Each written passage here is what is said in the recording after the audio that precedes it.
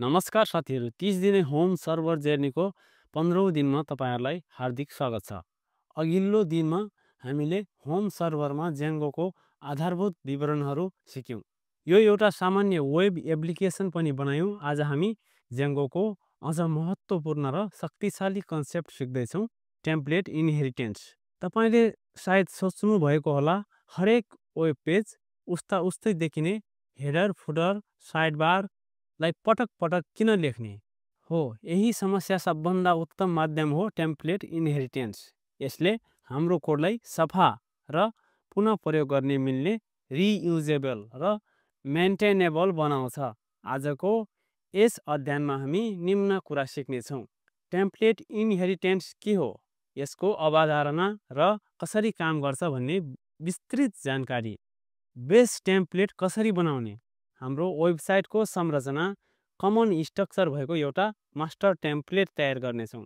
Child template कसरी बनाउने र बेस टेम्प्लेटलाई चाइल्ड टेम्प्लेटमा एक्सटेन्डको मार्जनबाट कसरी युज गर्ने, यो कन्सेप्ट सिकेर हामीले कसरी सजिलो तरिकाले टेम्प्लेट युज गर्ने भन्ने कुरामा आज एकदमै रमाइलो तरिकाले सिक्नेछौँ। एउटा base.html फाइल बनाएर हाम्रो वेबसाइटको साझा लेआउट जस्तै हेडर र फुटरलाई एकै ठाउँमा राख्न सकिन्छ। यसले गर्दा हामीले हरेक पेजको लागि उही कोड दोहोऱ्याउनु पर्दैन। आज हामीले यही कन्सेप्टलाई व्यावहारिकमा उतार्दैछौँ।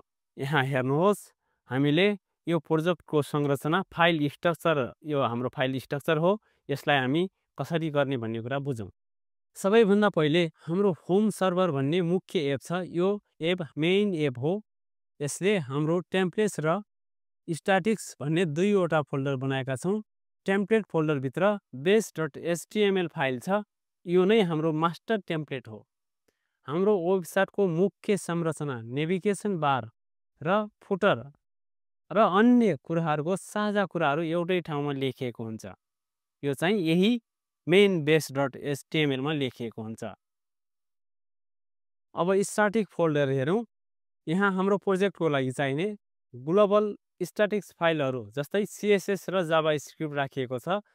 फोल्डरभित्र base.css फाइल छ, जसले base.html को लागि चाहिने मुख्य स्टाइलहरू जस्तै बोडीको ब्याकग्राउन्ड, कलर, फन्ट साइज आदि निर्धारण गर्छ। एनिमेसन.css ले स्टाइलमा केही सामान्य एनिमेसन थप्ने काम गर्छ भने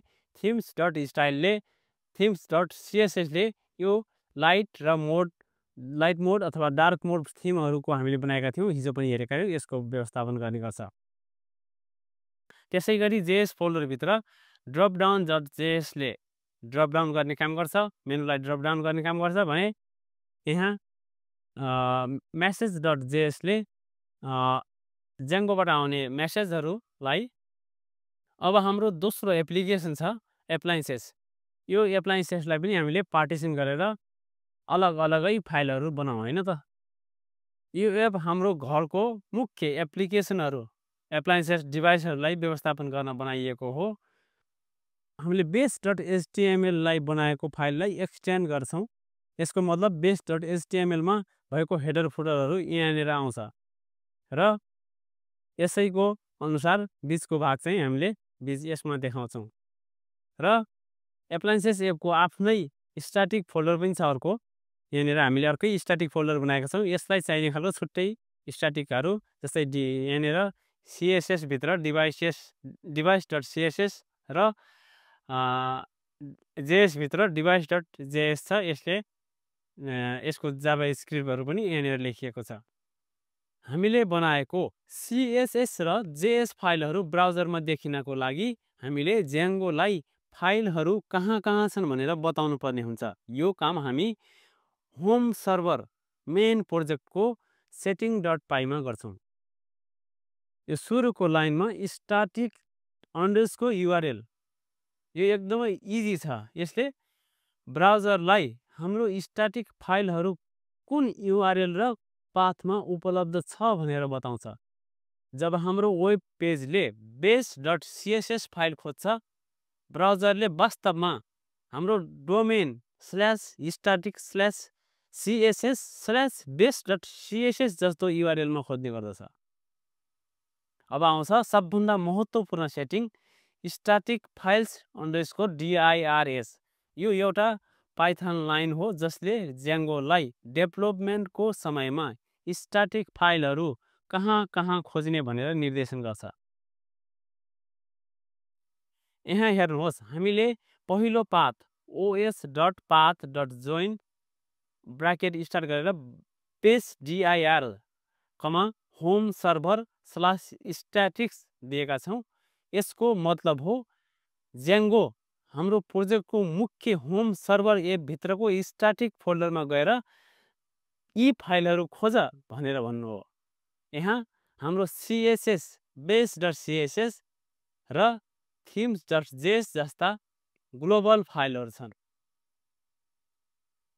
त्यसै गरी हामीले दोस्रो path os.path.join base dir appliances/statics पनि थपेका छौँ।